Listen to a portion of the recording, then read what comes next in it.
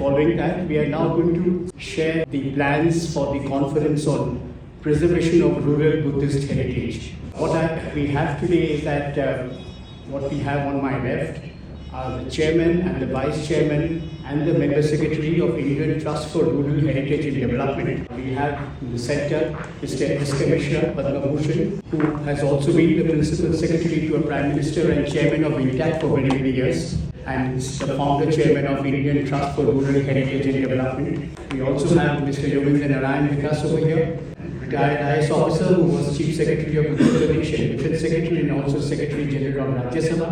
We have with us Mr. A.G.K. Menon, who is an institution by himself in terms of conservative architecture. I hope I got that right. Where is Preeti and Anuradha? Did I get that right? Thank you. And on my left is Maureen Gibbons. She has worked with World Bank and UNDP as a consultant. And if you go to American Folk, which I'm sure all of you do, and you see that lovely store over there, it is all handled and managed by her. She is an expert on handicraft and other matters. And on my extreme left, the other lady is Archana Kapoor, who has spent years with HUDCO and the Tourism Finance Corporation of India as the head, and started the thing. And she was just telling me, keep a tight check on the budget. That's what she exactly does to all of us, holds the purse string. Now, to explain why ITRHD has taken this initiative to hold the conference, which is actually for an academic, which as Dr. Pant was just explaining to us. I would like to take you through, as a curtain raiser, two short videos. One will probably answer the question that why and what is rural heritage. And the second is you must be seeing the logo that we have developed on preservation of rural Buddhist heritage, PRPH.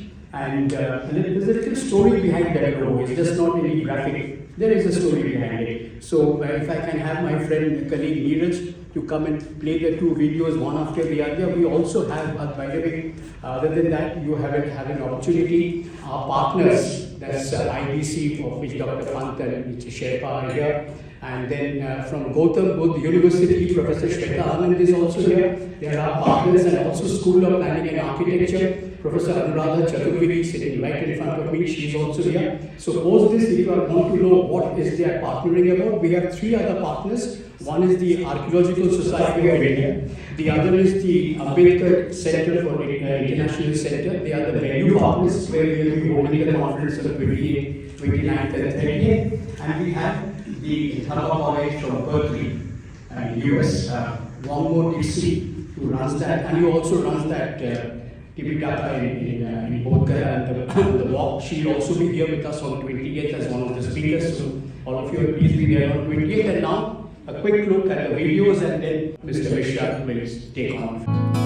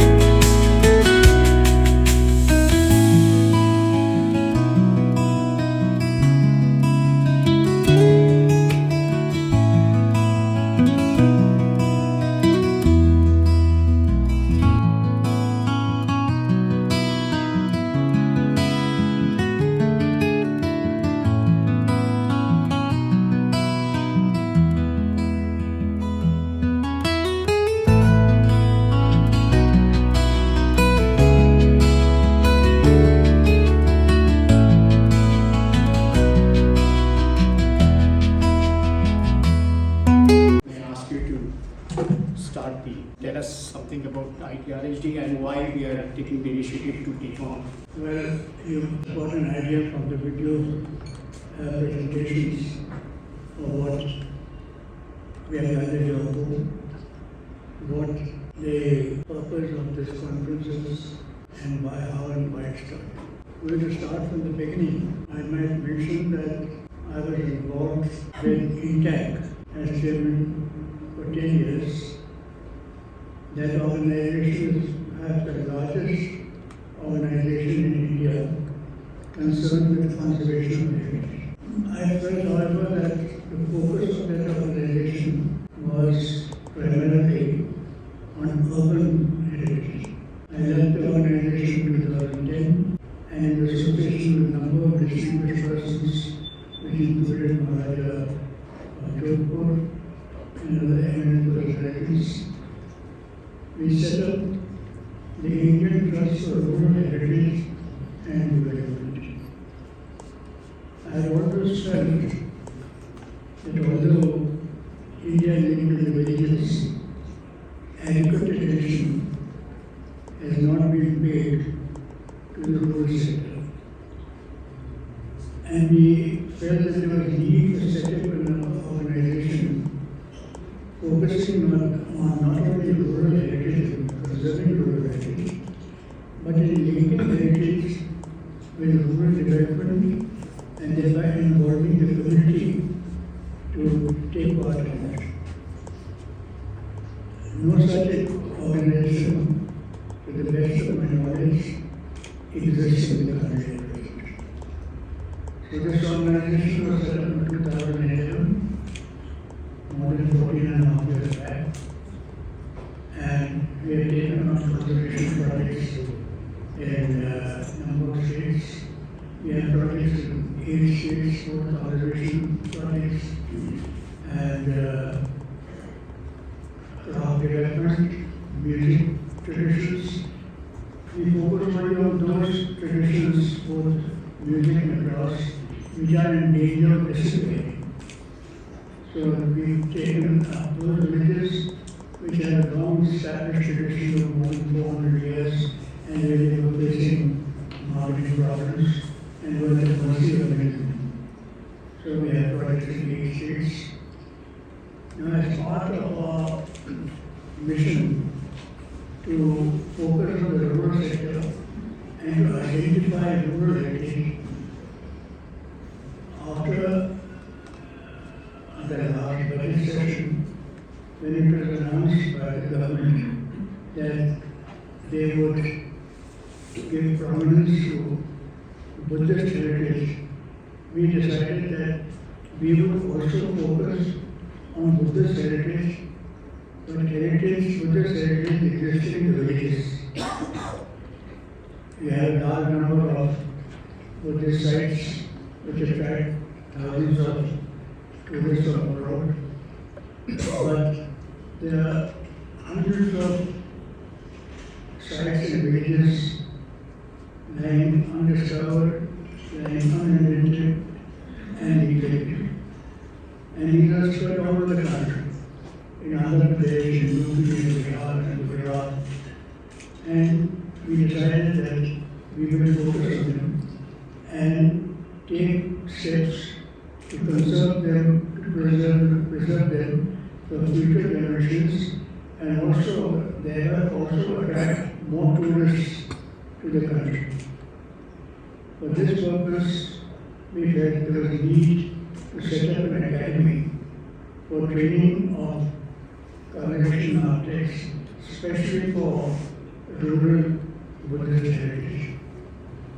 So that was our mission, and we approached the Andhra government if they could give us land, 5 acres of land, which they have already allotted the land to us in Nagar.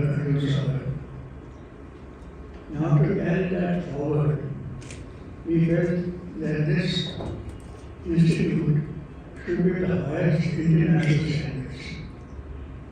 It should attract scholars and students, particularly from countries which have a Buddhist tradition and also from Israel. For that purpose, we felt that it was necessary to obtain expert advice from Buddhist scholars from different parts of the world. So we decided to organize an international conference, which is now being held this month from 28th of November to 30th of November. We have invited a large number of scholars from about 15 countries and a number of scholars from India. And there will be a 3-day session, the inaugural session on the 28th.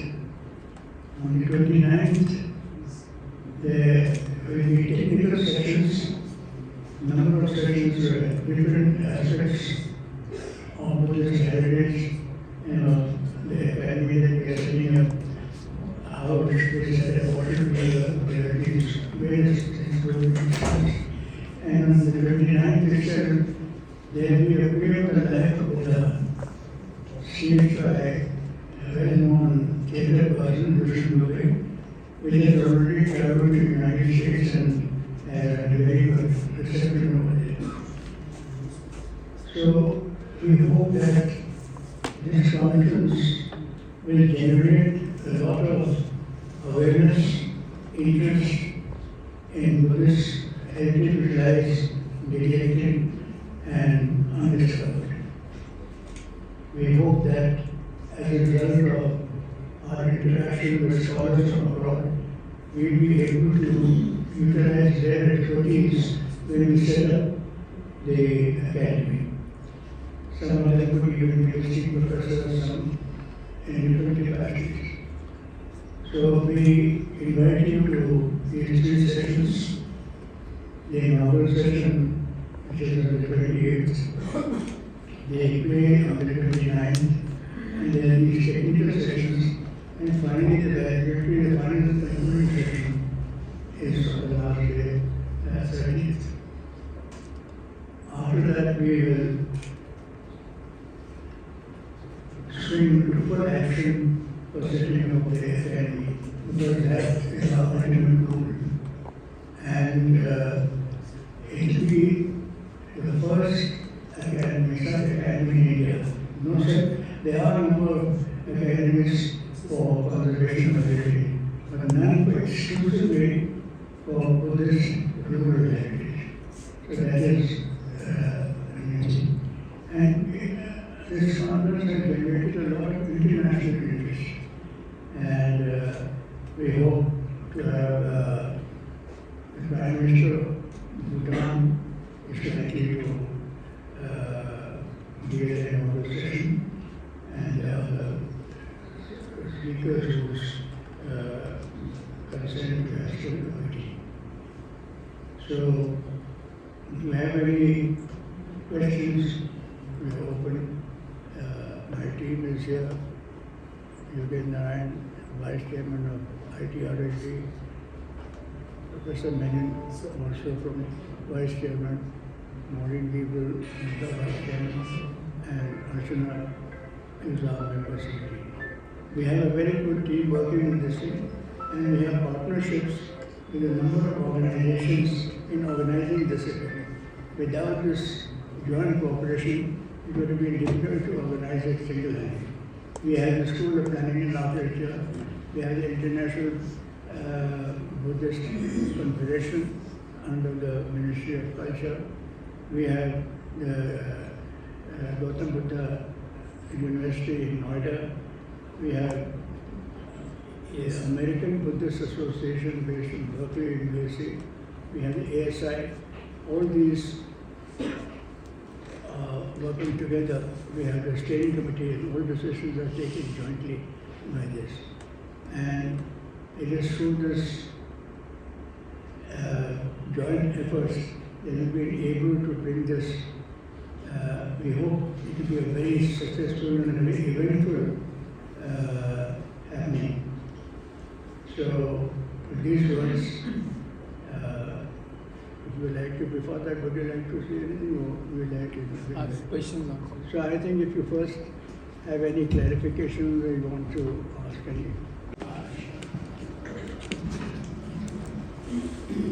Buddhism has a record of a very, their philosophy is based on doing service to others. So when you are organizing such an event, so how far his philosophy of working for the people, we are, as a Hindu, we preach for liberation of soul. But in Buddhism philosophy, we are talking of, service to mankind. So that is the center point of Buddhism. So I would like to ask you, what is your thematic for this entire structure? Is it close to that? Or you are giving a vivid view of Buddhism? Thank you. Many of the things we don't know. We know there is a problem. We don't know the answers. You're asking us for answers, we have no answers. So one of the situations is that if you look at a conference, the issue that we're discussing is precisely that. For example, Buddhism was very popular in India a long time ago. Today it is Hinduism. What are we doing about that today? So one of the sessions is, how does it relate to the contemporary society? How does the development need the contemporary society and this meet? So we'll be discussing that. So secondly, as the chairman said, that we have very established curricula for conservation, very established curricula for development, but to bring the two together in a certain direction is something that you will discover. So the question you're asking, maybe I have no answers, but those will be asked, looking for. So that's what he said, that it's a very unique academy which is set up to really define what we should do to preserve this heritage. I'll just tell you a small story why this need is there. I came across a very interesting book sometime back, recently, very recently. An officer had retired and wanted to build a house in Vishakhapatnam. And when she started digging for the house, she found ruins. And she started looking for some more. Then finally she discovered so much, she wrote a book. Very interesting title. The title of the book is Buddha in My Backyard. Literally, when you dig in a rural area, you find so many ruins that what do you do about it? Do we forget it? Do we just leave it? No, we said that no, we have to do something about it because it is our heritage. So we will find answers to the questions that you're asking, sir. We are trying to find that answer, and that is why he said it's a unique academy. I can't say it is modeled on Harvard, modeled on MIT, modeled on this, because these are all established institutions which are not going to give us the answers. We have to discover the answers by establishing this new academy. So, one supplement question is, you see the Buddhism in South Korea, Japan, India, they are different from each other. And we have seen that Ashoka adopted Buddhism and various other Mauryan, rulers or something like that. So my question goes on, whether we will be having Buddhism from across the horizon of the world, or you are trying to organize it as an Indian view of Buddhism? No, so I don't think we are being rigid about anyone, because you quite rightly point out there are multiple views. So we are not, what is common in all this is human welfare. So whether human welfare place A, place B, place C, each place we will be looking at human welfare and how this heritage can help us contribute to that welfare. So I don't think we are there to preach anything. No, just No, yeah. So Dr. Pant would answer. yeah. We have to understand what is Buddhism. Buddha never taught any ism. He taught the Dharma. So we should try to use the word Buddha Dharma. And it is something which is universal. Dharma means eternal law. So it is basically nowadays there's a fight, people talk about Sanatan Dharma. Neither they understand what is Sanatan, nor they understand the Dharma. So we have to understand these terms which our forefathers used. And this is a part of our Indian culture. we try to make division. We say this is this, and even in Buddhism we say this is Theravada, this is Maya. But we have to see, if we really want to understand the Dharma, then we have to go back to the basic teachings of the Buddha. You know, the whole problem starts with suffering. Now the concept starts with suffering here. Buddha says, are you in suffering? You could feel suffering. If you are, then I can teach you something by which you can come out of suffering. But if you are not suffering, then I don't have anything to teach you. Then you are, happy and you go back to the original text, which is in Pali. Pali was the lingua franca at the time of Buddha. And, he gave his first sermon. He was such an enlightened person, who knew how to pass on this legacy, the teaching. And that's, you mentioned about Ashoka. Why Ashoka picked up Buddha's Dharma? And he uses the term Dharma. He doesn't say, I am teaching something like Buddha Dharma or something. I am teaching the Dharma. So if you go back to the basic teachings of the Buddha, the first sermon which he gave in Sarnath, which is called Dhamma Chakra Pravartana Sutta. Dhamma Chakra means Dharma Chakra Pravartana, moving of the wheel of Dharma. There he gives the entire teaching and he makes people to understand and practice it. That was the impact which was made, and that's how the whole Indian culture, we just came up and we were following that. If you see, from the historical point of view, we have Xuanzang, this Chinese traveler, Xuanzang. He has written, Indian archaeology, 80% of Indian archaeology is revealed by him. And, Xuanzang mentions the details and how he has portrayed this is something fantastic. And you mentioned about the legacy of Ashoka. Our government, our forefathers were so intelligent that the constitution, all the important things of Ashoka has been taken. And what is Ashoka doing? He's taking from the Dharma of the Buddha, Buddha Dharma. Even the United Nations. So, you understand all that. So what I'm trying to say is, we have to understand, and like we have in our flag, we have Ashok Chakra. Ashok Chakra is nothing but Dhamma Chakra. And Dhamma Chakra, it has got 24 spokes. Why 24 spokes? Because one of the very important teaching of Buddha is Pratitya Samutpada, dependent origination. Everything comes into existence because of some cause. He was the person who revolutionized, He didn't say that you believe, You believe there's a law of nature. Because of this will happen. If this is not there, then this won't happen. And that's the basic teaching of the Buddha, which is 4 noble truths and 8-fold path. 4 noble truths, he started with suffering. Do you suffer? If you have suffering, then I have something to teach you. And then he says, why do a person suffer? Because of the cause. There is a cause, because of that cause, a person is suffering. The modern medicine, they talk about the diagnosis. Earlier they used to, any person having fever, they would give a medicine called quinine, like malaria. But it's not there. Now they try to diagnose. How? Blood test. So similarly, Buddha says that if you are suffering, find out the cause of suffering. If you find out the cause of suffering and you remove the cause, suffering will end. And as a part, he says that a person suffers because of craving. We have desire.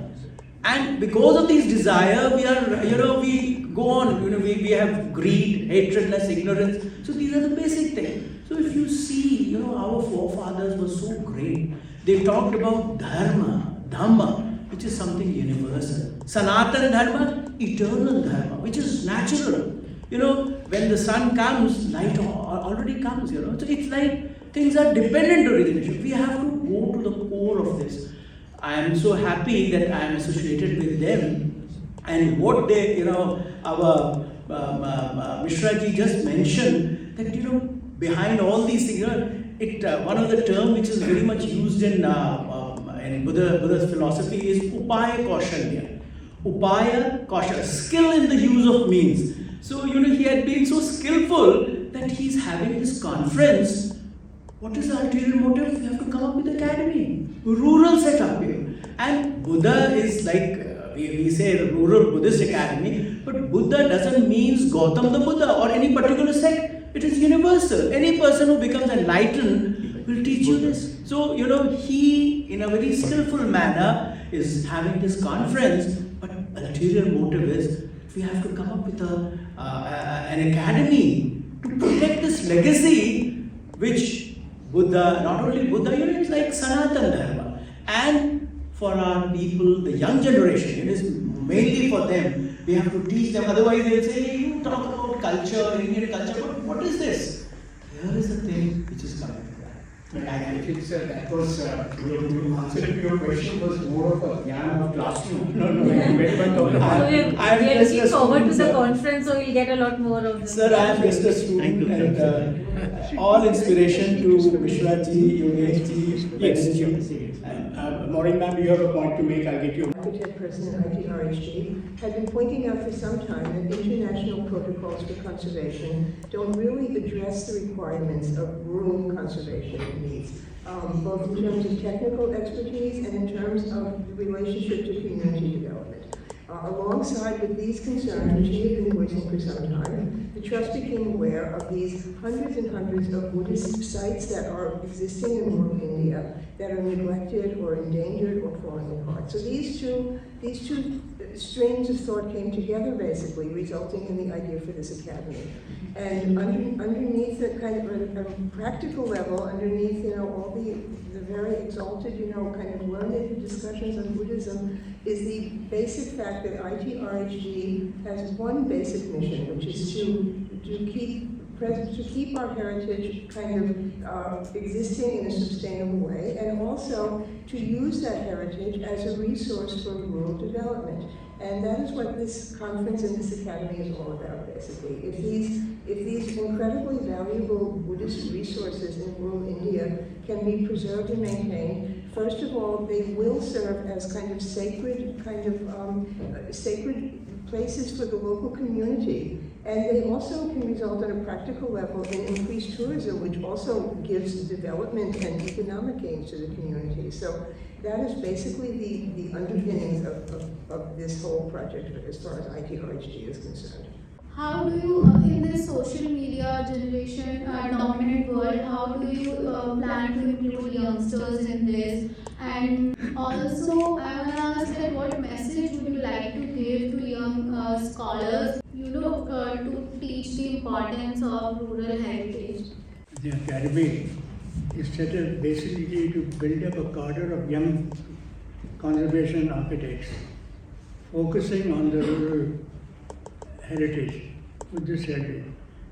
So it will, and this should also motivate and encourage youngsters from neighboring countries, Bhutan, Malaysia, Sri Lanka, Thailand, all these to Myanmar. So, and then apart from that, its basic purpose is to involve the community, make them aware, particularly in rural areas. They've been living with these sites, monuments for ages. When conservation work starts, when we are trying to restore them for future generations, they get involved. They have not been involved. And our aim is to reach out to youngsters. And before this starts, we plan to build up a cadre of youngsters who will identify those sites in the rural areas. So right from the start, our mission is to go from the bottom. Youngsters have to be part of the team and essential part of it. See, one of our partners in this conference is the Gautam Buddha University. And when we had this memorandum of understanding with Gautam Buddha University, we have included a provision getting the youngsters from this university, training them in conservation, training them in the understanding of heritage, and training them in how this heritage can be used for development. And our work of training the youngsters will start from here, and then of course when the academy comes up, we will further intensify and concentrate on the youths, because basically they have to understand the importance of heritage preservation. And I hope with these partners we have added, we have the School of Planning and Architecture, who are experts in conservation.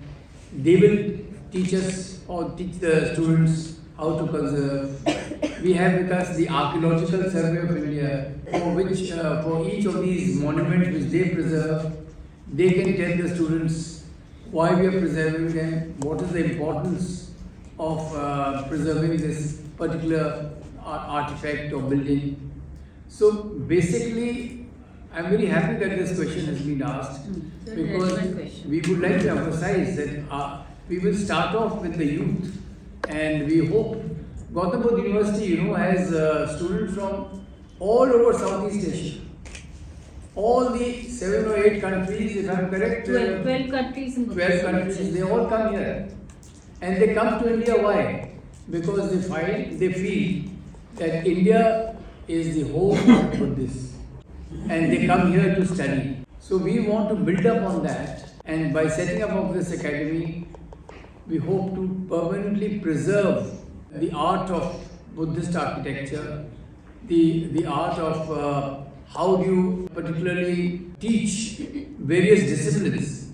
So this conference will teach us what disciplines shall we teach in the academy we have, and then we select our professors accordingly. So I'm very happy that this question has been asked, because it's basically the youth who will have to be encouraged to be a part of this movement.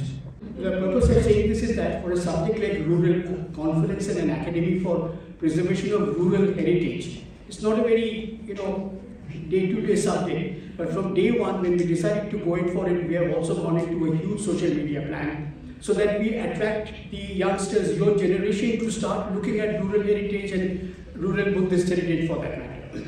And I'm happy to say that the website that we have is there in the handout. We have been receiving huge responses from the younger generation of scholars, and we also are having a paper presentation session where large number of youngsters, scholars from all over the world actually have sent in their papers. So that, I think we are on the right track as far as the social media crowd is concerned. ये देश गौतम बुद्ध की धरती है, लेकिन जो ASEAN country है, association of south east Asian nation, इन्होंने उसको ज़्यादा माना है, उनकी शिक्षाओं को ज़्यादा उन्होंने ग्रहण किया है कंपैरिजन टू इंडिया, और वहाँ पर उनकी शिक्षा में इतना बड़ा आधार हुआ है कि डेवलपमेंट हुआ है, लोगों में चेंजेस आए हैं, लोगों की लाइफस्टाइल चेंजेस हुई हैं। तो अगर हम मॉडर्न की बात करें तो मॉडर्न यूथ भी अगर इस तरफ जाता है तो कहीं ना कहीं भारत में भी काफ़ी एक बड़ा बदलाव देखने को मिल सकता है। अभी हाल में मैं प्रधानमंत्री जी की स्पीच सुन रहा था, उन्होंने एम्फेसिस दिया है कि हमारे यूथ को हेरिटेज प्रिजर्वेशन में भी आकर्षित करना पड़ेगा, क्योंकि बिना हेरिटेज को समझे, बिना अपने जो प्राचीन इतिहास है, संस्कृति है, अब बिना समझे हम आगे डेवलप नहीं कर सकते। बिल्कुल मैं सहमत हूँ आप जो कह रहे हैं, और ये भी एक पार्ट ऑफ द एकेडमी रहेगा कि जिससे कि हमारी जो संस्कृति है वो भी कायम रहे, पर इसके साथ ही साथ जो हमारा मेन ऑब्जेक्टिव ये है कि Buddhist art and culture artifacts जो यहाँ मिलते हैं भारत में, और जो गांव-गांव में फैले। अभी मैंने साहब ने बताया कि किताब लिखी गई है बुद्धा इन माई बैकयार्ड, जगह जगह फैले हुए, कोई प्रिजर्व नहीं करता। आर्कियोलॉजिकल सर्वे ऑफ इंडिया अपने जो 2-3 हज़ार आइटम्स हैं उनको प्रिजर्व करता है। स्टेट की आर्कियोलॉजिकल सर्वे अपने अपने जो 1200-1300 हैं उनको प्रिजर्व करता है, पर इतने लाखों संख्या में जो बुद्धिस्ट हेरिटेज पड़ा हुआ है उसको कोई प्रिजर्व नहीं कर रहा, देखभाल नहीं कर रहा। तो उसको कैसे देखभाल की जाए, किस तरह उनको निकाला जाए एक साथ, किस तरह वहाँ के जो लोग नागरिक गांव के रहते हैं उनको समझाया जाए कि किस तरह प्रिजर्व किया जाए, उसका महत्व समझाया जाए। ये भी एक हमारा एक मोटिवेशन रहेगा टुवर्ड्स दिस एकेडमी।